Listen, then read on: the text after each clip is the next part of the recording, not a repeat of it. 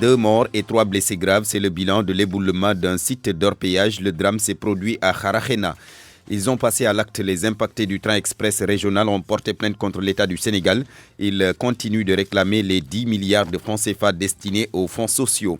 Kaolack, les talibés et petits-fils de Baye ont tenu un rassemblement hier juste après la prière du vendredi. Ils dénoncent l'agression de 2 des leurs qui s'est soldée par la mort d'une des victimes. Ces talibés de Baye demandent d'ailleurs à l'État du Sénégal de renforcer la sécurité avec la mise en place d'un poste de police là-bas à Medina Baye. Le sport, ce sera avec Malal Diagne Junior, la presse du jour, Mohamed Ali Mouba. Bonjour, bienvenue, bon réveil matinal direction Kédougou. C'est pour parler de cet éboulement d'un site d'orpaillage qui a fait 2 morts et 3 blessés graves. Le drame s'est survenu donc à Kharakhena. Les détails avec Ibrahima Diabakhate. 2 morts et 3 blessés graves, c'est le bilan d'un éboulement survenu à Kharakhena, localité située à 102 km de la commune de Kédougou, au nord-est du département de Saraya. C'est dans un périmètre appelé Ligne-Koura que le malheureux incident s'est produit, nous confie un habitant de cette localité que nous avons joint au téléphone.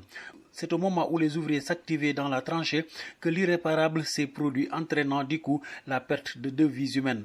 Les secours qui se sont vite organisés ont permis de sauver les 3 personnes qui souffrent en ce moment de douleurs rachis lombaires et de fractures au niveau des jambes. Mises sous attelle médical au centre de santé de Saraya, elles ont été évacuées d'urgence à Kédougou. Les 2 corps sans vie ont été acheminés à la morgue du centre de santé de Kédougou. Une enquête a été ouverte par les services de sécurité pour déterminer les causes exactes qui ont conduit à ce malheureux incident. Ibrahima Diabakhate, Saraya, RFM. Ibrahima Diabakhate. Et puis cet accident de la circulation à hauteur du village de Missira, à une dizaine de kilomètres de Tamba sur la route de Darumourti. Le bilan fait état d'1 mort et de 21 blessés, dont 4 graves. Un car en provenance du Magal de Mbaké Kadior est entré en collision avec un bus Tata qui roulait en sens inverse. La police a ouvert une enquête.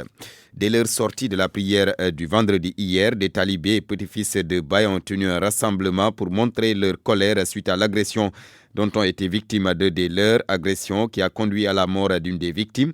Ils déplorent l'insécurité grandissante à Kaolack et demandent à l'État de renforcer la sécurité avec la mise en place d'un poste de police à Medina Baye. Ibrahima Diamé. Devant la grande mosquée de Medina Baye, des pancartes au-dessus des têtes, ils scandent le nom d'Allah pour rendre grâce à Dieu, mais également pour exprimer leur colère suite à l'agression à main armée qui a coûté la vie à un de leurs frères talibés. Alioune Diop porte leur parole. Après avoir rendu grâce à Allah et dire en arabe Inna lillahi wa inna ilayhi raji'un, nous parlons au nom du Khalif, au nom de l'imam de la grande mosquée, mais aussi au nom du porte-parole de la Faïda. Tous qui sont tous condamnés l'acte ignoble, l'agression barbare qui s'est produite la nuit du mardi au mercredi pour dénoncer mais aussi pour protester contre cette agression inhumaine, barbare qui a causé la mort d'un des dignes fils de Médine, d'un des dignes fils de la Faïda, mais d'un des dignes fils de Cheikh Ibrahim radiallahu anhu. C'est au sortir de la prière du vendredi que ces talibés Baye se sont rassemblés spontanément pour dire halte à l'insécurité qui a presque élu domicile dans les quartiers périphériques et les environs. Notre rencontre aujourd'hui vise aussi à sensibiliser les autorités administratives sur l'insécurité qui sévit autour de Medina Baye et ses environnants. La mort atroce de Bassirou Cissé dit Mohamed a endeuillé toute la ville. Dans toutes les mosquées, les imams ont concentré leurs sermons sur cet événement douloureux et sur l'insécurité de façon générale qui hante le sommeil des populations. Ibrahima Diamé, puis suite à l'agression d'un professeur d'éducation physique et sportive hier au lycée Blaise Diagne, l'Association nationale des professeurs de PS du Sénégal réagit. C'est pour condamner cette agression. L'association n'écarte pas d'ailleurs de porter plainte. Le président Abdou Dia avec Marema Diop.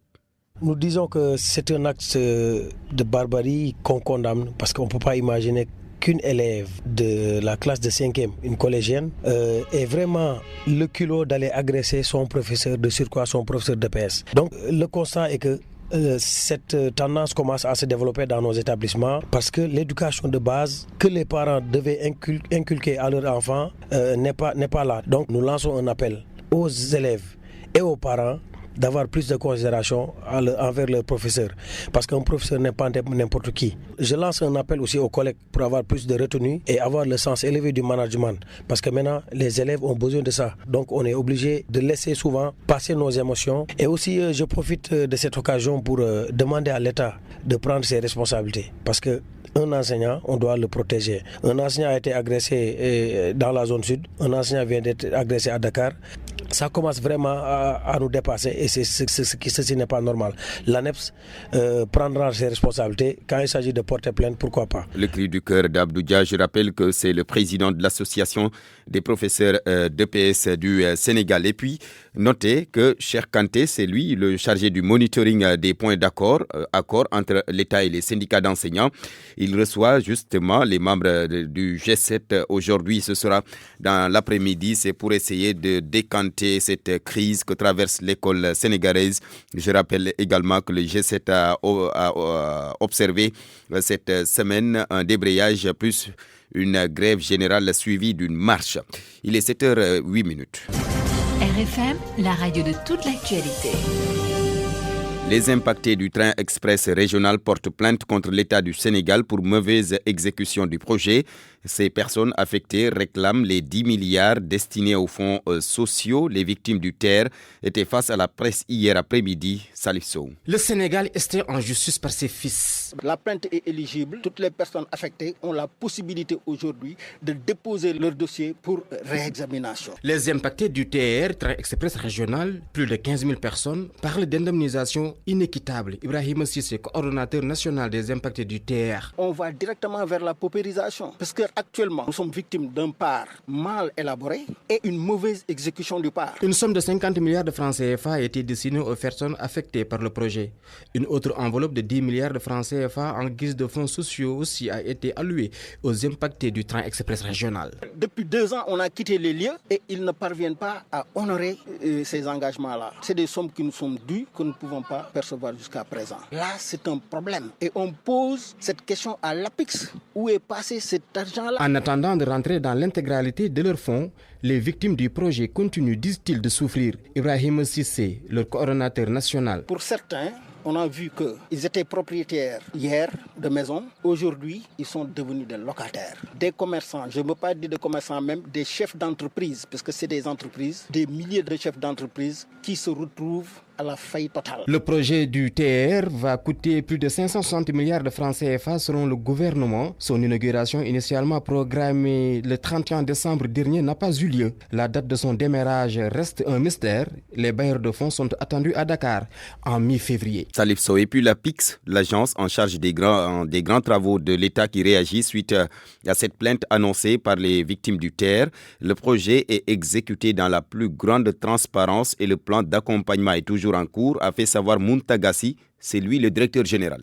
Ce part, une fois élaboré, a fait l'objet d'échanges lors d'un atelier de partage institutionnel en relation avec le gouverneur de Dakar et les services techniques de l'administration, avec la participation des représentants des collectifs, mais ce part aussi a été approuvé par les bailleurs avant toute disposition de démarrage du projet. Après, derrière tout cela, le président de la République a pris la décision heureuse d'octroyer à toutes les personnes affectées par le projet, qui habitent certaines zones, qui ne sont pas titulaires de foncier, de leur octroyer à chacun 150 mètres carrés. C'est une mesure d'accompagnement social, au-delà de l'indemnisation. Je rappelle aussi que les conciliations pour les indemnisations, pour du foncier, c'est-à-dire du bâti, ne tiennent pas compte de la vétusté du bâtiment. C'est-à-dire les gens sont payés sur la valeur du prix neuf des équipements quand on fait l'évaluation. Les collectifs, nous travaillons avec eux jour et nuit. Nous sommes en relation avec eux sur tous les départements. Nous connaissons leurs problématiques et nous sommes en train de les résoudre. Muntagassi, le directeur général de l'APIX. À la place de la marche annoncée, les membres du collectif Nyolank section Rufisque ont organisé un rassemblement devant la mairie de la ville. Tchat, qui était parti prêter main forte à ses camarades, déplore l'attitude du préfet de Rufisque qui a tardivement donné l'autorisation aux organisateurs de la marche, mais il salue tout de même la mobilisation des populations de Rufisque. Nous l'écoutons, Tchat, au micro d'Abdou Diouf Diagne. Nous sommes venus parce que nous sommes citoyens sénégalais. Rufisque, c'est une ville historique. Le sort de cette ville nous incombe tous. Et quand c'est Nyolank qui appelle, tout le monde est Nyolank, donc tout le monde vient jouer sa part. Je suis satisfait de la mobilisation pour plusieurs raisons. Le préfet a fait du yo-yo avec les populations jusqu'à jusqu'à 12h avant de leur remettre leur autorisation. Mais n'empêche, les gens sont venus. La population rufisquoise a montré sa détermination. Elle a montré qu'elle ne se laissera pas faire. Elle a montré qu'elle sera engagée. Elle restera. Et coûte que coûte, ils feront le maximum pour sensibiliser le maximum de Sénégalais par rapport à la cherté de la vie et la cherté de l'électricité. Mais aussi, ils se battront aux côtés de tous les autres Sénégalais pour la libération de l'otage politique qui est Guy Marius Sagna. Mais qu'est-ce qu'il y a sur les flyers? Quand un État a peur que les gens renseignent les populations sur ses dérives, ça veut dire que cet État-là est au courant, cet État-là est conscient de ses dérives. Mais libère Guy Marius Sagna, si tu ne veux pas voir de flyers, wagner le courant, mais si tu ne peux pas voir de flyers. Tant que le courant reste cher, tant que Guy Marius Sagna reste en prison, vous verrez les flyers et nous le ferons. Personne ne pourra nous arrêter, nous continuerons à distribuer les flyers. Dans la Dixit Chat, un responsable du collectif Nyolank. Nous parlons à présent de cette grève de 72 heures décrétée par les transporteurs maliens et sénégalais. C'est pour dénoncer les tracasseries douanières entre les deux pays. Au garage malien situé à la ZAC de Mbao, les transporteurs n'ont pas bien suivi le mouvement d'humeur. Abdou Diouf Diagne. Nous sommes devant la gare routière des transporteurs maliens établis au Sénégal. L'entrée est interdite aux journalistes, nous fait savoir le gardien des lieux. À la question de savoir est-ce que le mot d'ordre de grève est respecté ici, le gardien accepte de nous servir d'intermédiaire. À son retour, il nous dit ceci.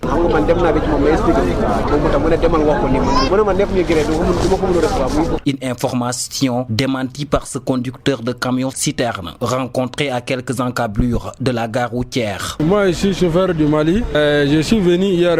J'ai trouvé que les gens ils sont garés à cause des grèves. C'est le problème des ponts. Parce que le paysage des ponts là, c'est cher. 1. 2. Il y a beaucoup de barrières en route. On prend beaucoup d'argent avec nous. Chaque barrière, tu payes. Chaque barrière, tu payes. Tu peux payer 50 000 francs entre Mali et ici là. Donc c'est très difficile pour nous. Pour le chauffeur là, non, c'est grave. Les transporteurs invitent les chefs d'État membres de la communauté économique et monétaire ouest-africaine à reconsidérer cette mesure qui, selon eux, réduit de manière drastique leur chiffre d'affaires. RFM Zakmbao, Abdou Diouf Diagne. RFM, l'info, c'est ici. L'info, c'est ici. La politique agricole du Sénégal, Malick Gakou, le leader du grand parti, tacle l'État. Selon lui, les politiques mises en place par le gouvernement Sall ne font qu'appauvrir les paysans avec la pléthore de spéculations. On l'écoute Malick Gakou avec Babacar Diouf. Mais c'est que simplement, quand je parle de repenser de la filière agricole, c'est qu'il nous faut, dans l'ensemble des éléments de la chaîne de valeur agricole, c'est-à-dire des intrants, jusqu'en passant par l'engrais, jusqu'en passant par la protection et l'encadrement du monde rural, c'est comment faire en sorte que l'opérateur agricole sénégalais, c'est-à-dire l'agriculteur familial, puisse devenir un homo economicus agricole, puisse devenir un opérateur agricole. Cela va enlever à la subvention sa substance, mais également cela va permettre aux cultivateurs d'être des opérateurs économiques à même de pouvoir tirer profit intrinsèque de leur production, qui est devenue une production extrêmement spéculative. Alors, quand je parle de l'agriculture, aucun pays ne peut se développer sans utiliser les fondements de son agriculture. Et le Sénégal ne sera jamais un pays développé, le Sénégal ne sera jamais un pays à croissance inclusive tant que nous ne remettons pas l'agriculture au cœur des préoccupations de nos politiques de développement économique et social. C'est pourquoi, au-delà de l'arachide, la vraie vision agricole, c'est celle qui permet au Sénégal de réduire drastiquement ses importations en matière de consommation. Et malheureusement, au Sénégal, tout à l'heure, nous venons de dire que le Sénégal importe 200 000 tonnes. Malick Gakou, le leader du grand parti direction la Gambie, c'est pour parler de ce rassemblement qui sera suivi d'une marche. C'est une initiative des victimes de Yaya Jammeh. Et elles veulent donc, ces victimes, que l'ancien président soit traduit devant les juridictions. Nous écoutons à ce propos le président du centre des victimes, Chérif Kidjera, au micro de notre correspondant Banjul Wuri Diallo. Tout le monde a entendu à travers les témoignages devant la TRRC ce que Yaya Jammeh a fait ici, passé 22 ans à dominer et à tuer certains d'entre nous. Pour preuve, il y a même des ganglers, ces militaires qu'il utilisait pour perpétrer ces actes, qui ont témoigné avoir été envoyés par lui-même. Il ne devrait pas y avoir de concession entre Jammeh et le gouvernement gambien, même si l'État est en train de faire des efforts, parce que tout récemment, le ministre de la Justice s'est sorti pour dire que si Djamé ose remettre les pieds ici en Gambie, il sera aussitôt arrêté. Nous voulons des actes forts. Yaya Jammeh, c'est un terroriste. Et c'est pourquoi nous pensons que ceux-là qui sortent, qui crient pour réclamer son retour, ce sont des gens qui n'ont aucun respect pour les Gambiens. Nous pensons qu'il faut surtout bannir les PRC, son parti, qui choisit un terroriste, un criminel comme leader suprême. Ça, c'est très grave. Vous voyez aussi cette commission appelée Jammeh Commission, les révélations qui ont été faites. Jammeh qui détourne plus d'1 milliard de dalasi, environ plus de 300 millions de dollars. Un crime économique. Donc, pour ce crime-là, simplement, Yaya Jammeh doit être arrêté et traduit devant la justice. Le sport de ce secteur, Malal Diagne Junior, bonjour. Bonjour, nous démarrons avec l'ouverture de la 7e journée de la Ligue 1 sénégalaise. Ce samedi, le leader Teungueth FC reçoit en Galandou Diouf l'équipe du Ndiambour de Louga. Une rencontre avec beaucoup d'enjeux pour le leader, mais également pour les visiteurs de Louga. Abdoulaye Diop nous retrace les enjeux de cette rencontre. Solide leader de la Ligue 1, 16 points avec 3 longueurs d'avance sur le deuxième, l'AS Douane, Teungueth FC accueille dans son antre de Galandou Diouf le 8e du classement Ndiambour de Louga. L'objectif pour les Rufisquois, conforter leur position et mettre la pression sur l'AS Douane qui va croiser Djambar. Mais les Lougatois vont vouloir frapper un grand coup et rentrer au moins avec le point du nul. Au-delà de la conservation de la première place, l'équipe dirigée par le coach des U20, Youssouf Dabo, aura à cœur de briser l'épée de Damoclès. En effet, en 6 matchs, le TFC n'a obtenu aucune victoire, une défaite 5-0 face à Ndiambour. Leur dernière rencontre s'était soldée par un spectaculaire match nul. Les Rufisquois s'étaient vus remonter de 2 buts à 15 minutes de la fin. Pourtant, ils avaient mené 4-2. L'un des chocs de cette 7e journée va opposer le Casa Sport à Génération Foot. Les sudistes avaient bien réussi leur dernière venue à Dakar en empochant les 3 points face à NGB. Les Grenats, sans victoire depuis le 15 décembre, peuvent compter sur l'inefficacité du Casa à Aline Sitoé Diatta. Ils y ont perdu 2 des 3 matchs cette saison. Rendez-vous est donc pris ce dimanche. Abdoulaye, vous l'avez bien dit, le champion sortant sera bel et bien à Ziguinchor pour y défier le Casa Sport. L'équipe de Génération Foot est mal en point depuis 4 journées. Les Grenats ont enregistré 3 défaites et un match nul. Une situation de crise qui préoccupe et qui inquiète les dirigeants de Génération Foot qui ont décidé depuis la défaite du week-end dernier de remobiliser les troupes afin de sortir de cette passe difficile. Mais à noter également ce samedi l'autre rencontre qui va opposer l'équipe de Dakar Sacré-Cœur à celle du Jaraaf de Dakar. Pour être complet au niveau du programme de la Ligue 1, retenez également le derby de la Petite Côte avec le Stade de Mbour qui va recevoir Mbour Petite Côte. Une rencontre très importante pour les amoureux du football de Mbour, mais également très importante pour Abdoulaye Gueye, président du Stade de Mbour, qui va vivre son premier classico en tant que président. Abdoulaye Gueye revient sur comment cette rencontre est organisée. Aujourd'hui, le plus grand derby de la Ligue 1 sénégalaise, c'est le Stade de Mbour, Petite Côte.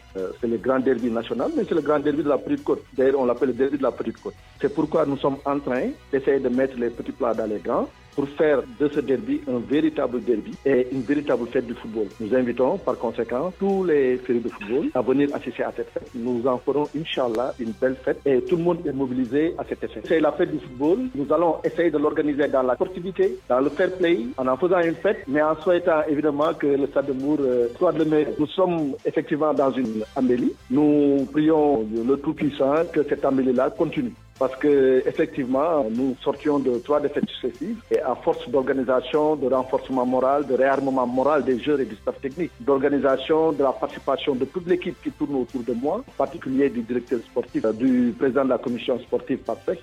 Vraiment, l'équipe est en train de retrouver des couleurs et nous souhaitons que ça continue et que ça se confirme avec ce derby national qui sera retransmis à travers tout le Sénégal. Président, merci. À noter également les autres rencontres qui vont se jouer ce dimanche. L'US Gorée contre Niary Tally, Snaps Excellence qui joue contre l'AS Pikine, l'AS Douane qui recevra l'équipe de Djambar de Sali. Au classement, Teungueth FC est leader avec 16 points, suivi de l'AS Douane 13 unités. Dakar Sacré-Cœur arrive à la 3e marche du podium avec 11 unités. En bas de tableau, l'on retrouve l'équipe de Snaps Excellence et de l'US Gorée. Des classements qui nous ouvrent les portes de la Ligue 2 sénégalaise, une Ligue 2 qui va également jouer ce samedi. Une seule rencontre pour lancer la 7e journée de son championnat avec au programme Keur Madior qui joue contre l'équipe d'FC Demba Diop. La suite des rencontres est prévue dimanche. Pour finir, nous parlons des Jeux Olympiques Dakar 2022.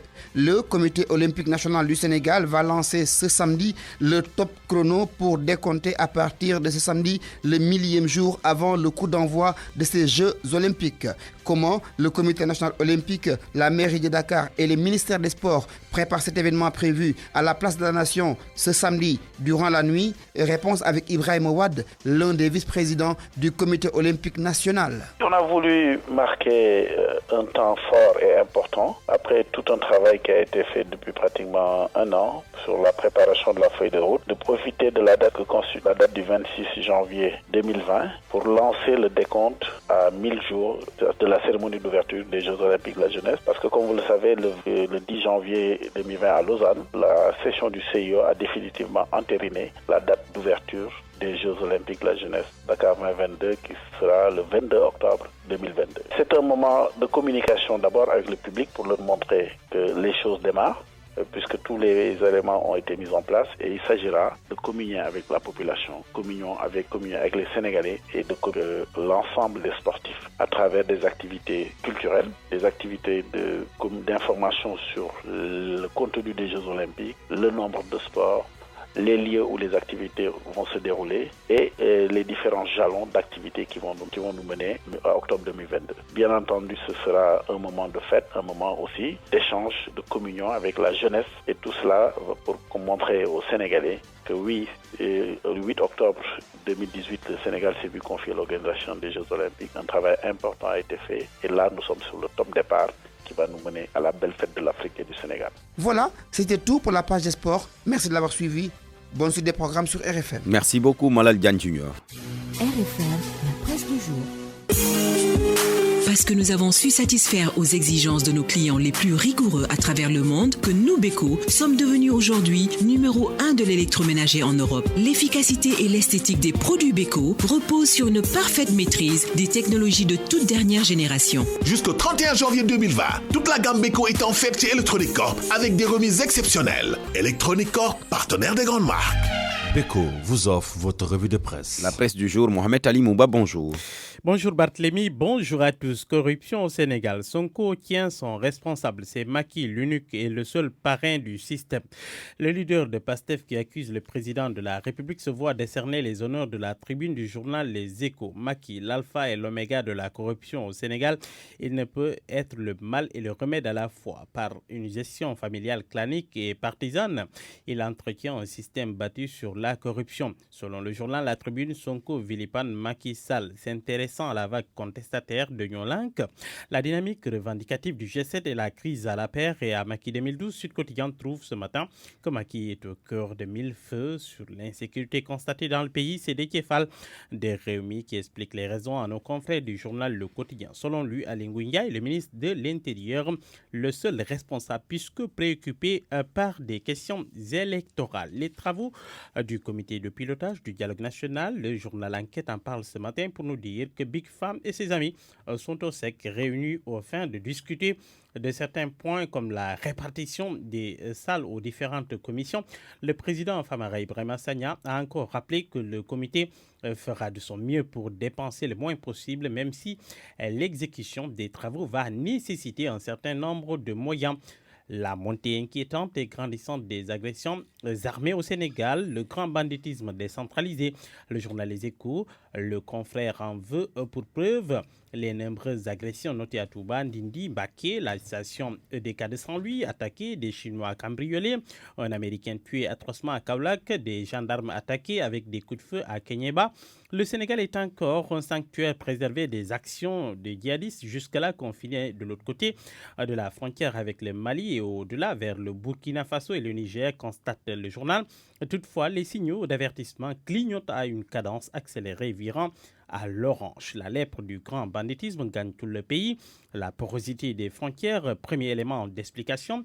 L'élargissement annuel, tous azimuts de détenus sans aucune préparation à la réinsertion. L'autre explication, le confrère en dénombre 700 détenus élargis par grâce présidentielle à l'occasion du Nouvel An. En 30 de l'événement d'Idémour, enquête fait un dossier sur ce qu'il appelle la rançon du racisme. Selon le journal, la commune de Richard Toll fait partie des zones nord qui abritent des réfugiés peuls négro-mauritaniens poussés à l'exil après l'éclatement de la crise sénégalo-mauritanienne en 1989. Contrairement à la croyance populaire, indique le journal, ces derniers parlent plutôt d'un conflit raciste dans leur pays entre les Maures blancs et les Maures noirs minoritaires et les Peuls.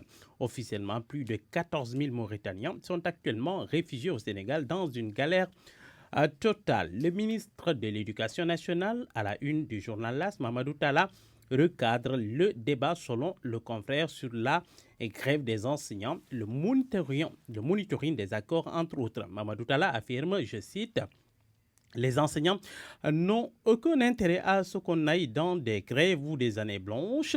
Le gouvernement est disposé à trouver des solutions aux problèmes posés. À l'instant où il parle, affirme-t-il, il n'y a pas d'instance à la solde, mais il sera très difficile de régler tout de même tous les problèmes tout de suite, tous les problèmes en même temps. Et de conclure sur un ton plus combatif, nous ne craignons pas une année scolaire mouvementée. Qu'est-ce qui s'est passé entre une élève de Blaise Diagne et une prof, au point que la prof soit défigurée? Le coordonnateur de la cellule pédagogique de PS de l'école déroule à source A le film du drame. Il soutient que c'est quand l'élève Diana Bandiaï s'est mise derrière Madame Dian, la prof, pour parler à ses élèves, histoire de les perturber, que la prof est allée à sa rencontre pour tenter de la raisonner avant de vouloir la faire sortir. À un moment donné, l'élève a tiré la dame et toutes les deux sont tombées. C'est ce qui a causé donc la blessure de la prof au visage. Une plainte a été en tout cas déposée contre l'élève. Le père de l'élève en classe de 5e conteste la version des faits de la prof. Stade quotidien nous parle de la blessure de Sadio Mané. Le confrère nous dit que Mané devrait rater 3 matchs de semaine d'absence au minimum, un mal nécessaire avant la Ligue 1. Klopp, la pression que j'ai, c'est d'avoir perdu Sadio Mané. Le journal Observateur se demande ce matin si Sadio n'a pas été victime de Klopp. Record, même question. Sadio, victime d'une surutilisation. À lire dans Record de ce matin. 33 minutes sur RFM, vous êtes à l'écoute d'RFM Week-end. C'est l'heure d'accueillir Abdou Diouf Junior pour votre rubrique Ecorex. Bonjour à tous et bienvenue dans Ecorex.